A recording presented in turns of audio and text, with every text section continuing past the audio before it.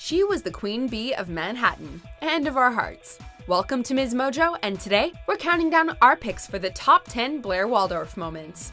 Before we begin, we publish new content every day, so be sure to subscribe to our channel and ring the bell to get notified about our latest videos. For this list, we're looking into the funniest and most memorable moments from our favorite Upper East Side schemer. We'll be excluding Blair's moments that revolve around her relationship with Chuck, as they have a list of their own. Number 10, the fashion police. Didn't realize. That tights are not pants? There's a reason she ends up running her mother's fashion company at the end of the show. Blair has a truly distinctive style that the girls in Constance Billard follow head to toe in high school seasons, just so they can win her approval. Even as an adult, she retains youthful preppy elegance, which later helps her create her first successful fashion line. Almost sold out. I feel like I'm dreaming. Blair never shies away from stating her honest opinion about people's fashion choices, and if that ends up reducing someone to tears, well, in her opinion, they should have known better than to wear last season's shoes. Are those last season's Toy Bush flats? I got them on sale. Number 9, insulting her minions. If you don't pull it together, I'm gonna go Naomi Campbell on you. What's a queen bee without her little workers? Every leader needs their followers, and Blair's carefully picked group of just as privileged but slightly less powerful and/or charming girls are exactly that. And while there's certainly no genuine friendship within the group, their dynamics provide great comic relief, as Blair constantly involves them in her schemes and shenanigans. Ladies, you can give your tiny brains a rest. Once again, the world has proven anything you can do, I can do better. She makes sure to continue establishing herself as a leader by insulting her minions' appearance and intelligence, in particular Hazel's, in the razor-sharp, condescending way that only Blair can. While the girls are less than pleased with this treatment, it's certainly entertaining for the audience. Hazel, you're just along for the ride, okay? Number 8, reading Serena her letter. Until this moment in the show, we'd only really seen Blair's mean side, as she sought revenge on Serena for sleeping with her boyfriend. What's that? A letter? I wrote it to you when you were away at boarding school. I never sent it. When her sabotage at an Ivy League meeting goes horribly wrong, however, Blair decides that it's time to wave a white flag at her former best friend. Dear Serena, my world is falling apart, and you're the only one who would understand. In the letter she wrote to Serena, Blair talks about the loneliness she felt following her parents' divorce, and how betrayed she was over Serena leaving town without saying a word. In this scene, Blair reveals her vulnerable side for the first time, showing us that there's more to her character than meets the eye. I miss you so much. How's Blair? Number 7, attempting to take over NYU. I have an army to build, a school to take over, and girls to blackmail.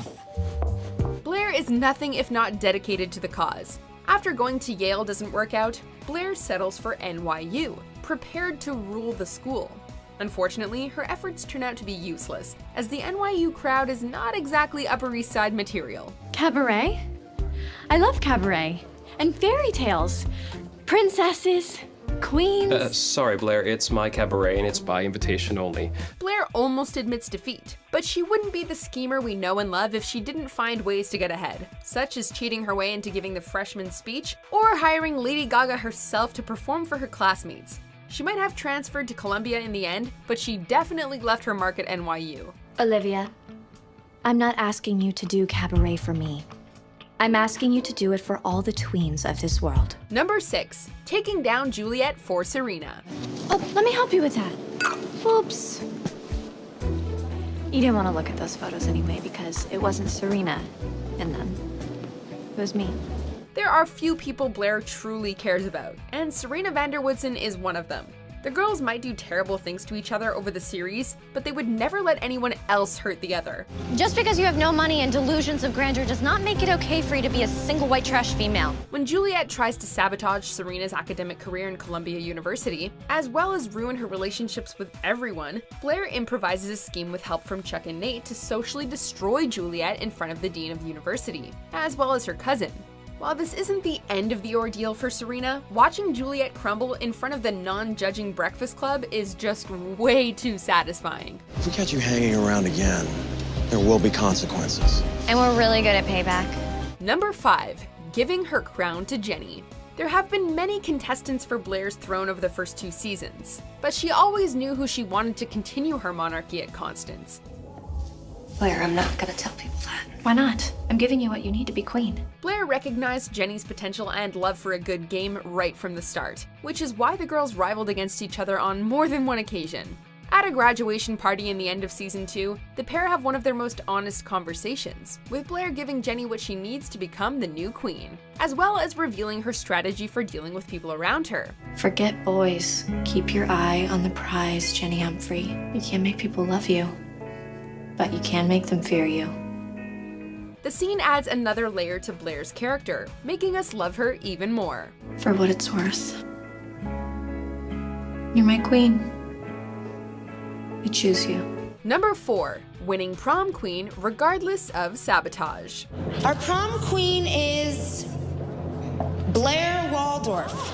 If there's one thing Blair knows best, it's how to persevere against all odds. Her prom day doesn't go according to plan. Ruined dress, missing corsage, and former minions trying to sabotage her chances of winning prom queen. Come on, ladies. Let's commit election fraud. I can't wait to see Blair's face when she loses prom queen to Nellie.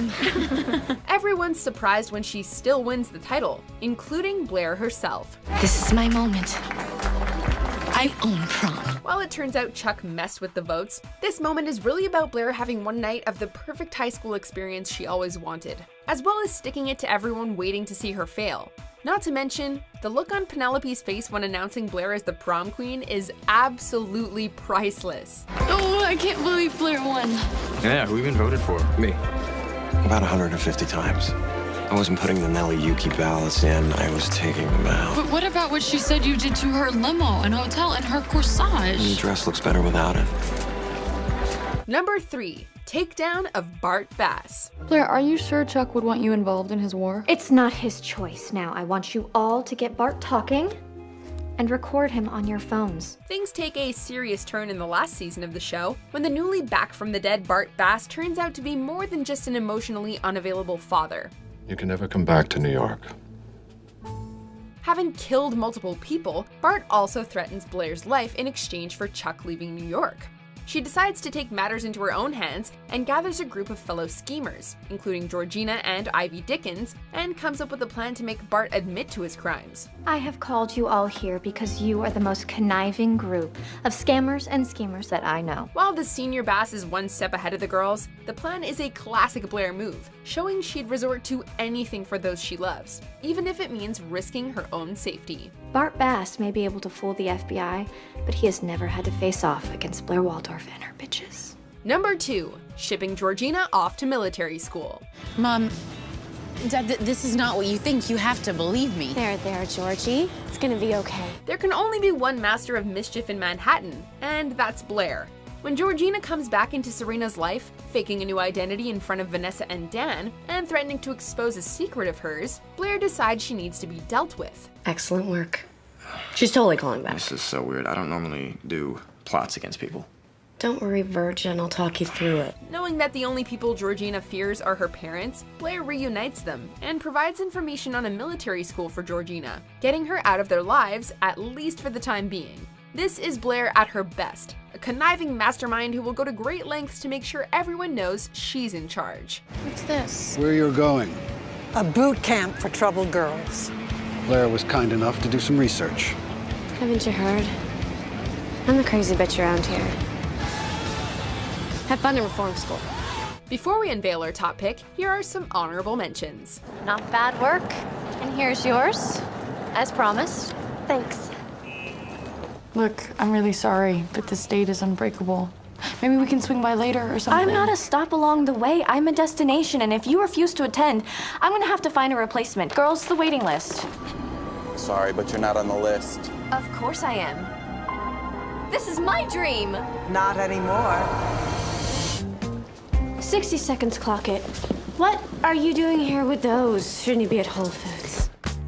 What's happening? You have bad dream, and you're sleeping with your chocolate. Lady Godiva, my only friend. Number 1. Becoming a powerful woman. I don't love you anymore. But it takes more than even you to destroy Blair Waldorf. The romance between Blair and Chuck might be the heart of the series, but the show makes sure the audience knows that Blair is still her own person. I'm sorry, but I have to be Blair Waldorf before I can be Chuck Bass's girlfriend. After their horrible breakup in season 3, the pair find their way back to each other.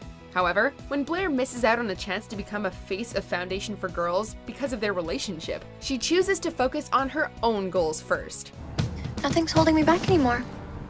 I know what I want, and I'm gonna get it. Later in the series, she decides to succeed in running her mother's fashion company first before marrying Chuck, which she does. Trust me, Blair.